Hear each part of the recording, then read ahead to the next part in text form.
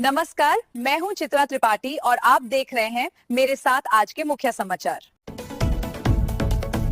केंद्र सरकार ने वृद्धा पेंशन को 1,500 से बढ़ाकर अब 3,000 रुपए प्रतिमाह कर दिया है। और जहां वृद्धा पेंशन पहले 60 साल से शुरू होती थी, वह अब 50 साल से ही शुरू हो जाएगी। महिलाओं और विकलांगों को स्वरोजगार देने के लिए सरकार अब 2 लाख रुपए दे रही है, जिसे कि आपको पोस्ट ऑफिस में आवेदन करना होगा। साथ ही सरकार अब बिजली बिल माफी योजना भी ला रही है, जिसमें से कि 5,000 तक का बिजली बिल माफ किया जाएगा। सरकार ने एलपीजी गैस सिलेंडर को भी सस्ता करने की घोषणा की है। अगले ही महीने से गैस सिलेंडर अब मात्र 600 का मिलेगा। कल सुबह को राष्ट्रपति द्रौपदी मुर्मू दिल्ली से देहरादून के लिए आ रही थी और यात्रा के दौरान अचानक उनके हेलीकॉप्टर में तकनीकी खराबी उत्पन्न हो गई। स्थिति को तुरंत पहचानते हुए पायलट ने सूझबूझ का परिचय देते हुए मेरठ के पास के खुले मैदान में सुरक्षित आपातकाल लैंडिंग कराई। सूत्रों के अनुसार हेलीकॉप्टर में तकनीकी समस्या आई थी और शॉर्ट सर्किट होने से हेलीकॉप्टर के इंजन में हल्की आग भी लग गई थी, लेकिन पायलट और सुरक्षा दल ने पूरी सतर्कता बरती, सूझबूझ से आग को भी काबू कर लिया और राष्ट्रपति को सुरक्षित रूप से वैकल्पिक वाहन से देहरादून भेजा गया। मथुरा जिले में कर्ज से परेशान एक परिवार ने अपनी जिंदगी खत्म कर ली। पति पत्नी ने अपने 2 बच्चों के साथ जहर खा लिया, जिससे चारों की मौत हो गई। परिवार पर कर्ज का भारी बोझ था, जिसे वे चुका नहीं पा रहे थे। उधार चुकाने के दबाव और आर्थिक तंगी से तंग आकर उन्होंने यह कदम उठाया। पुलिस ने शवों को पोस्टमार्टम के लिए भेजकर मामले की जांच शुरू कर दी है। ग्रामीणों कोर्ट ने डॉक्टरों की लिखावट को लेकर सख्त आदेश जारी किए हैं। कोर्ट ने कहा है कि डॉक्टरों को अब ऐसी हैंडराइटिंग में दवाई का पर्चा लिखना होगा कि जिससे आम आदमी भी समझ सके और पढ़ सके। दरअसल में पंजाब हरियाणा कोर्ट में सुनवाई के दौरान जब एक व्यक्ति की मेडिकल रिपोर्ट जज साहब के सामने पेश हुई, तो जज साहब हैरान रह गए, क्योंकि रिपोर्ट में लिखा एक अक्षर भी जज साहब से समझ में नहीं आया।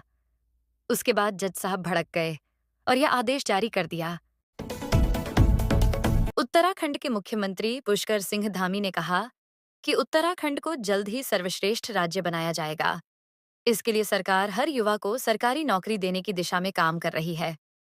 उन्होंने बताया कि घर बैठी माताओं और बहनों को स्वरोजगार से जोड़कर उन्हें आत्मनिर्भर बनाया जाएगा और विकलांगों के लिए विशेष पेंशन योजना लागू की जाएगी, जिससे उन्हें आर्थिक सहायता मिलेगी।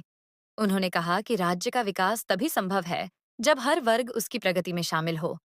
युवाओं को प्रदेश की उन्नति में योगदान देने की अपील करते हुए धामी ने कहा कि सरकार पारदर्शिता और जनकल्याण के लिए प्रतिबद्ध है और रोजगार सृजन की कई नई योजनाएं शुरू की जा रही हैं, ताकि उत्तराखंड को आत्मनिर्भर और समृद्ध बनाया जा सके।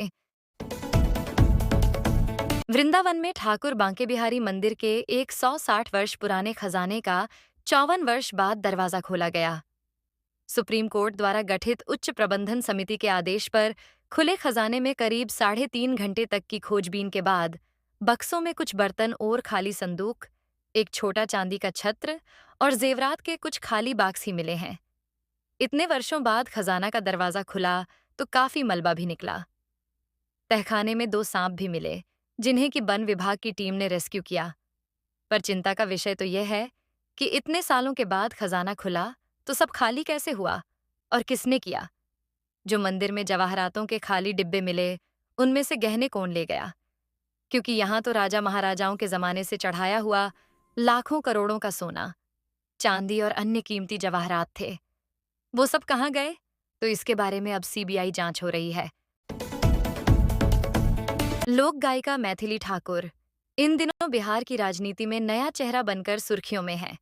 उन्होंने भारतीय जनता पार्टी भाजपा से जुड़कर 2025 के बिहार विधानसभा चुनाव में दरभंगा जिले की अलीनगर सीट से नामांकन दाखिल किया है। राजनीति में एंट्री और नामांकन मैथिली ठाकुर ने 17 अक्टूबर 2025 को अलीनगर विधानसभा सीट से भाजपा प्रत्याशी के रूप में अपना नामांकन दाखिल किया है। नामांकन के बाद उन्होंने केंद्रीय गृह राज्य मंत्री नित्यानंद राय की उपस्थिति में आशीर्वाद सभा में हिस्सा लिया और लोगों का आभार व्यक्त किया। उन्होंने कहा कि वे अलीनगर के विकास, सेवा और कल्याण के लिए पूरी निष्ठा से काम करूंगी। दिसंबर 2025 से उत्तराखंड में बाहरी राज्यों से आने वाले सभी वाहनों पर ग्रीन टैक्स लगेगा। छोटे यात्री वाहनों पर 80 रुपये, छोटे मालवाहक पर 250 रुपये, बसों पर 140 रुपये और ट्रकों पर भार के अनुसार 120 से 700 रुपये तक टैक्स लगेगा। टैक्स एनपीआर कैमरा व फास्टैग से अपने आप कटेगा। 24 घंटे में दोबारा प्रवेश पर टैक्स नहीं लगेगा। यह व्यवस्था पर्यावरण संरक्षण और प्रदूषण नियंत्रण के लिए लागू की जा रही है। राज्य बॉर्डर के 37 चेकपोस्ट पर यह व्यवस्था लागू होगी। इलेक्ट्रिक, सीएनजी, एम्बुलेंस अब दोपहिया को छूट मिलेगी। इससे सरकार को सालाना 100 से 150 करोड़ का राजस्व मिलेगा। ऋषिकेश में शराब की दुकान पर दो दोस्तों के बीच हुआ झगड़ा हत्या में बदल गया। बताया गया कि शराब खरीदने को लेकर विवाद इतना बढ़ा कि एक युवक ने अपने साथी पर तेजधार हथियार से हमला कर दिया। घायल युवक की मौके पर ही मौत हो गई। घटना के बाद गुस्साए लोगों ने राजमार्ग जाम कर दिया और न्याय की मांग की।